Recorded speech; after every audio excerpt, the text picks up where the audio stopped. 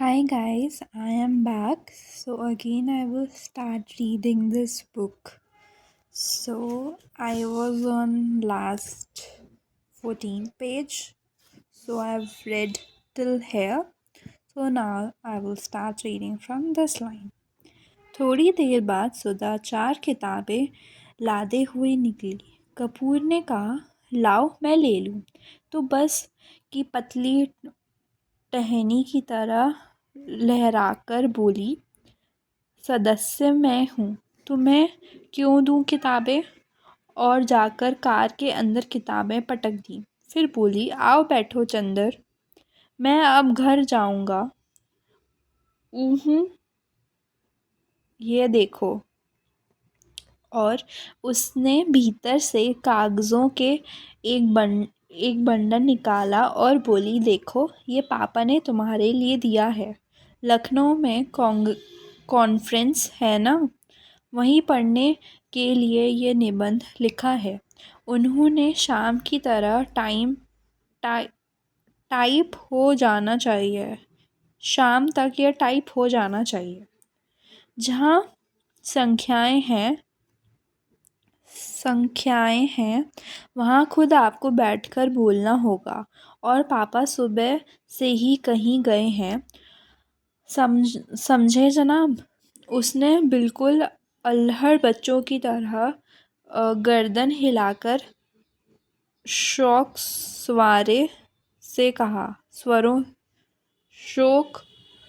स्वरों से कहा। कपूर ने बंडल ले लिया और कुछ सोचता हुआ बोला, लेकिन डॉक्टर साहब का हस्तलेख इतने पृष्ठ शाम तक कौन टाइप कर लेगा। इसका भी इंतज़ाम है। और अपने ब्लाउज से एक पत्र निकालकर चंदर के हाथ में देते हुए बोली, ये कोई पापा की पुरानी ईसाई छात्रा है, टाइपिस्ट। इसके घर मैं तुम्हें पहुँचाए देती हूँ। मुखर्जी रोड पर रहती है ये। उसी के यहाँ टाइप करवा लेना और यह खत उसे दे देना। लेकिन अभी मैंने चाय नहीं पी। समझ गए। अब तुम सोच रहे होगे कि इसी बहाने सुधा तुम्हें चाय भी पिला देगी। सो मेरा काम नहीं है जो मैं चाय पिलाऊं, पापा का काम है ये। चलो आओ। चंदर जाकर भीतर बैठ गया और किताबें उठाकर देखने लगा। अरे चारों कविता की किताबें उठा लाई। समझ में आएगी तुम्हें। क्यों सुधा? नहीं, चिढ़ाते हुए सुधा बोली, तुम कहो तुम्हें समझा दे। इकोनॉमिक्स पढ़ने वाले क्या जाने साहित्य। अरे मुखर्जी रोड पर ले चलो ड्राइवर। चंदर बोला, इधर कहाँ चल रहे हो? नहीं, पहले घर चलो। सुधा बोली, चाय पी लो तब जाना। नहीं, मैं चाय नहीं पीऊँगा। चंदर बोला, चाय नहीं पीऊँगा? वाह वाह। सुधा की हंसी में दूधिया बचपन झलक उठा। मुझे तो सूख कर गोभी हो रहा है। चाय नहीं पिएंगे। बंगला आया तो सुधा ने मेहराजिन से चाय बनाने के लिए कहा और चंदर को स्टडी रूम में बिठाकर प्याले निकालने के लिए चल दी। वैसे तो ये घर और परिवार चंद्र कपूर का अपना हो चुका था जब ये अपनी माँ के झगड़कर प्रयाग भाग आया था पढ़ने के लिए। यहाँ आकर बीए में भर्ती हुआ था और कम खर्च के ख्याल से चौक में एक कमरा लेकर रहता था। तभी डॉक्टर शुक्ला उनके सीनियर टीचर थे और उनकी परिस्थितियों से अवगत थे। चंदर की अंग्रेज़ी बहुत ही अच्छी थी और डॉक्टर शुक्ला उन्हें अक्सर छोटे छोटे लेख लिखवाकर पत्रिकाओं में भिजवाते थे। उन्होंने कई पत्रों के आ, आ, क्या अथरक आर्थिक स्वास्थ्य नहीं सत सतम्भ सतम्भ का काम चंदर को दिलवा दिया था और उनके बाद चंदर के लिए डॉक्टर शुक्ला का स्थान अपने संरक्षक और पिता के से भी ज़्यादा हो गया था। चंदर शर्मीला लड़का था, बेहद शर्मीला। कभी उसने यूनिवर्सिटी के वजीफ़े के लिए भी कोशिश न की थी, लेकिन जब बीए में वह सारी यूनिवर्सिटी में सर्वप्रथम आया तब स्वयं इकोनॉमिक्स विभाग ने उसे यूनिवर्सिटी के आर्थिक प्रकाशनों और वैतनिक संपादक बना दिया था। एमए में भी वह सर्वप्रथम आया और उसके बाद उसने रिसर्च ले ली। उसके बाद डॉक्टर शुक्ला यूनिवर्सिटी के से हटकर ब्यूरो में चले गए थे। अगर सच पूछा जाए तो उसने सारे करियर में श्रेय डॉक्टर शुक्ला को था, जिन्होंने हमेशा उसकी हिम्मत बढ़ाई और उसको अपने लड़के से बढ़कर माना। अपनी सारी मदद के बावजूद डॉक्टर शुक्ला ने उसको इतना अपनापन बनाए रखा कि कैसे धीरे धीरे चंदर सारी गैरियत खो बैठा, यह उसे खुद नहीं मालूम। यहाँ बंगला, उसके कमरे, उसके लॉन, उसकी किताबें, उसके निवासी, सभी खुद जैसे उसके अपने थे और सभी का उसने जाने कितने जन्मों का संबंध था। और ये नन्ही दुबली पतली रंगीन चंद्र किरण सी सुधा, जब आज से वर्षों पहले यह 7वीं पास करके अपनी बुआ के पास से यहाँ आई थी, तब से लेकर आज तक कैसे वह भी चंदर की अपनी होती गई थी, उसे चंदर खुद नहीं जानता था। जब वह आई थी तब वह बहुत शर्मीली थी, बहुत भोली सी। 8वीं में पढ़ने के बावजूद वह खाना खाते वक्त रोती थी, मचलती थी तो उसकी काफ़ी फाड़ डालती थी, और जब तक डॉक्टर साहब उसे गोदी में बिठाकर नहीं मनाते थे वह स्कूल नहीं जाती थी। 3 बरस की अवस्था में ही उसकी माँ चल बसी थी और 10 साल तक वह अपनी बुआ के पास एक गांव में रहती थी।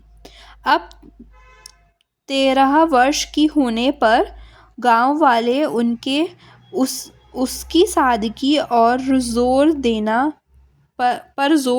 और शादी न होने पर गांव की औरतें हाथ नचाना और मुंह मटकाना शुरू किया तो डॉक्टर साहब ने उसे इलाहाबाद बुलाकर 8वीं में भर्ती कर दिया।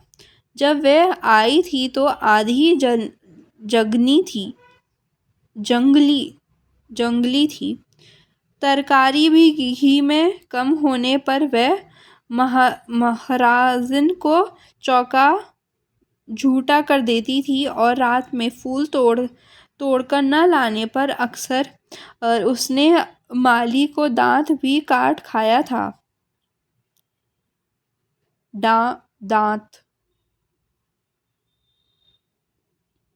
चंदर से ज़रूर वह बेहद डरती थी, पर न जाने क्यों चंदर भी उससे नहीं बोलता था। लेकिन जब 2 साल तक उसके ये उपद्रव जारी रहे और अक्सर डॉक्टर साहब गुस्से के मारे उसे न साथ खिलाते थे और न उससे बोलते थे, तो वह रो रो कर और सिर पटक पटक कर अपनी जान आधी कर देती थी। तब अक्सर चंदर ने पिता और पुत्री का समझौता कराया था।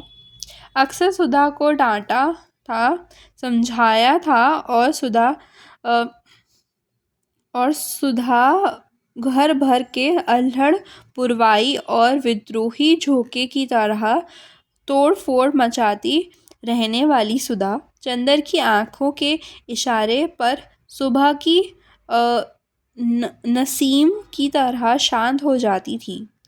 तब क्या और क्या उसने चंदर के इशारों का यह मौन अनुशासन स्वीकार कर लिया था, वह उससे खुद नहीं मालूम था। और यह सभी कुछ इतने स्वाभाविक ढंग से, इतना अपने आप होता गया कि दोनों में से कोई भी इस प्रक्रिया से वाकिफ नहीं था। कोई भी इसके प्रति जागरूक न था। दोनों का एक दूसरे के प्रति अधिकार और आकर्षण इतना स्वाभाविक था जैसे शरद की पवित्रता या सुबह की रोशनी। और मज़ा तो ये था कि चंदर की शक्ल देखकर छिप जाने वाली सुधा इतनी ढीठ हो गई थी कि उसका सारा विद्रोह, सारी झुंझलाहट, मिजाज की सारी तेज़ी, सारा तीखापन और सारा लड़ाई झगड़ा सभी की तरह से हटकर चंदर की ओर केंद्रित हो गया था। वह विद्रोहिणी अब शांत हो गई थी, इतनी शांत, इतनी सुशील, इतनी विनम्र, इतनी मिष्ठाभाषिणी कि सभी को देखकर ताज्जुब होता था। लेकिन चंदर को देखकर जैसे उसका बचपन फिर लौट आता था। और जब तक वह चंदर को खिजाकर, छेड़कर लड़ नहीं लेती थी, उसे चैन नहीं पड़ता था।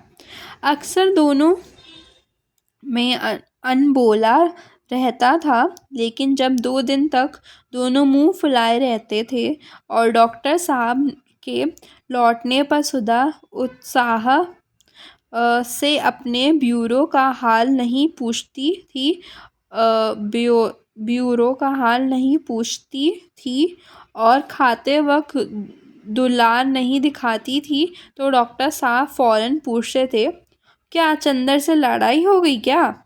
फिर वह मुंह फुलाकर शिकायत करती थी। और शिकायतें भी क्या क्या होती थी। चंदर ने उसकी हेड मिस्ट्रेस का नाम एलिफोटा श्रीमती हथिनी रखा था। या चंदर ने उसको डिबेट के भाषण में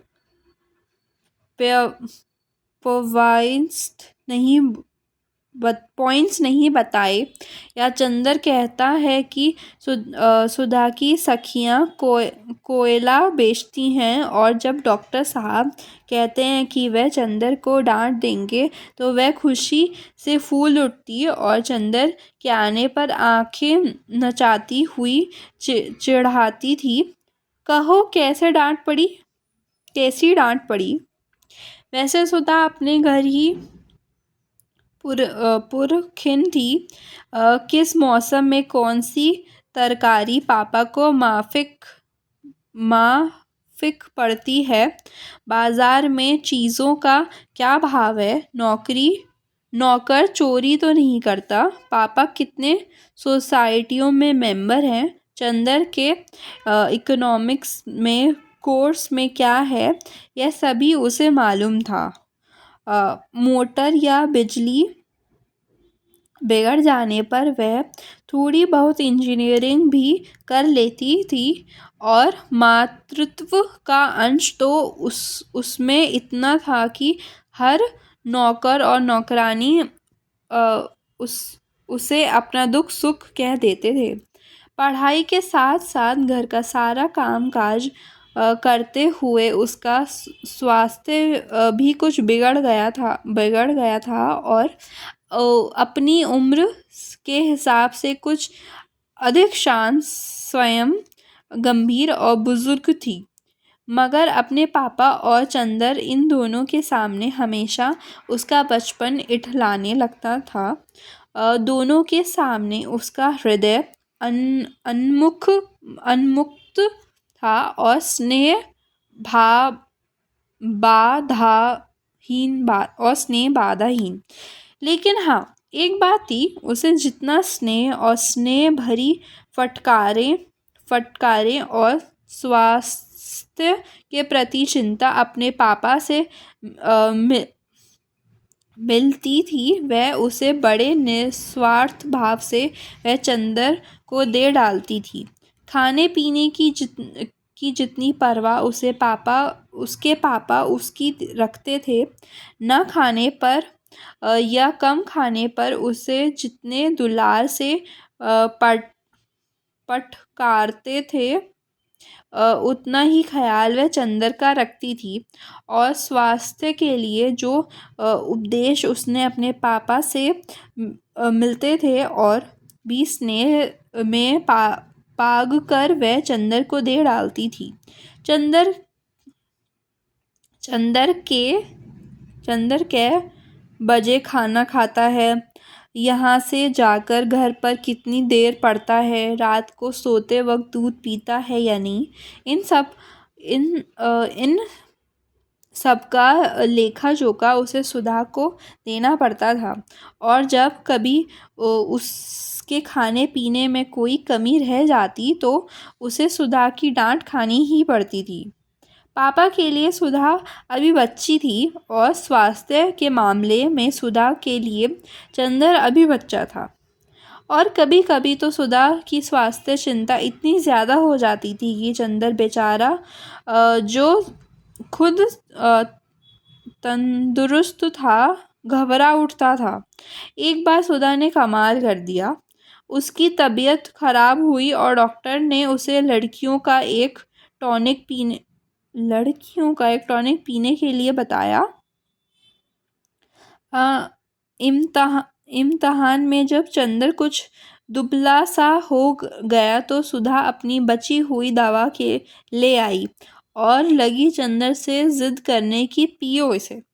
जब चंदर ने किसी अखबार में उसका विज्ञापन दिखाकर बताया कि लड़कियों के लिए है, तब कहीं जाकर उसकी जान बची। इसलिए जब आज सुधा ने चाय के लिए कहा तो उसकी रूह कांप गई, क्योंकि जब कभी सुधा चाय बनाती थी तो प्याले में मुंह तक दूध भरकर उसमें 2-3 चम्मच चाय का पानी डाल देती थी, और अगर उससे ज़्यादा स्ट्रॉन्ग चाय की मांग की तो उसे खालिश दूध में पीना पड़ता था, और चाय के साथ फल और मेवा और खुदा जाने क्या क्या। और उसके बाद सुधा का इसरार न खोने पर सुधा का गुस्सा और उसके बाद की लंबी चौड़ी मनुहार, उसे सबसे चंदर बहुत घबराता था। लेकिन जब सुधा उसे स्टडी रूम में बिठाकर जल्दी से चाय बना लाई तो उसे मजबूर होना पड़ा, और बैठे बैठे निहायत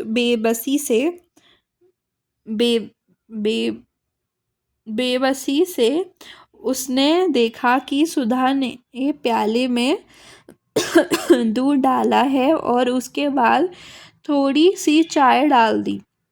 उसके बाद अपने प्याले में चाय डालकर और 2 चम्मच दूध डालकर आप ठाठ से पीने लगी, और बेतकल्लुफ़ी से दूधिया चाय और प्याला चंदर के सामने खिसकाकर बोली, पीजिए, नाश्ता आ रहा है। ओके गाइस, अब मेरा गला थोड़ा सूख गया है, तो आज के लिए इतना ही।